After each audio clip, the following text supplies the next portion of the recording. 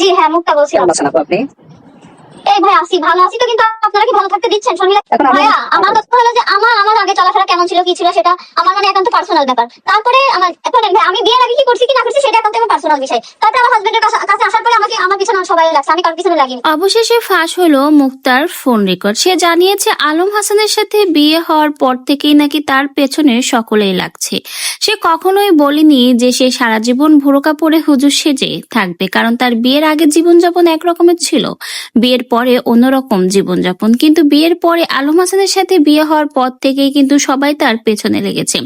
এখন আর কেউ তাকে শান্তিতে থাকতে দিচ্ছে না। ডিভোর্সের পরে এখন আমি কেমন চলাফেরা করি বা কি করি সম্পূর্ণ এখন আমার পার্সোনাল বিষয়। এই বিষয়ে আলম হাসানের কোনো মাথা ব্যথা হওয়ার তো কোনো প্রশ্নই আসে না। ঠিক এভাবে এবার আলম হাসানকে নিয়ে কথা বলল তারই স্ত্রী মুক্তা। ডিভোর্সের পরে এই প্রথম মুক্তার ফোন রেকর্ড ফাঁস হলো।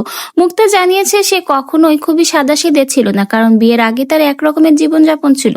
আলম হাসানের সাথে বিয়ে হওয়ার পরে সে তার জীবনযাপন পাল্টিয়েছে, কিন্তু সে কখনোই বলেনি যে সে বোরকা পরে মাথায় কাপড় দিয়ে সারা জীবন থাকবে। তো ভিউয়ার্স বুঝতেই পাচ্ছেন, এখানে কিন্তু আলম হাসান তার ডিভোর্সের জন্য সম্পূর্ণ দায়ী করেছে মুক্তাকে, এবং মুক্তা এবং সেই কথাগুলো কিন্তু এবার প্রকাশ্যে আনলো।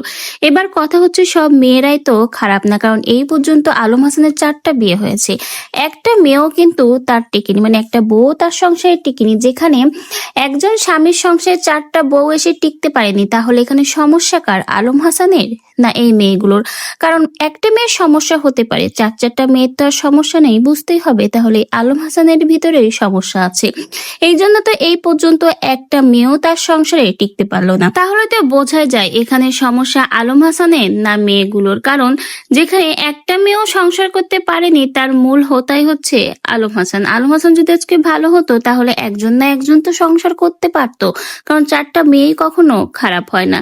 তো ভিউয়ার্স, আলম হাসান কিন্তু ডিভোর্সের পর থেকে একের পর এক অভিযোগ করে যাচ্ছে মুক্তার উপরে। শেষমেশ না পেরে মুক্তা ফাঁস করলো আলম হাসানের এই কেচ্ছা, যে তার জন্যই আজকে সোশ্যাল মিডিয়াতে তার এই অবস্থা।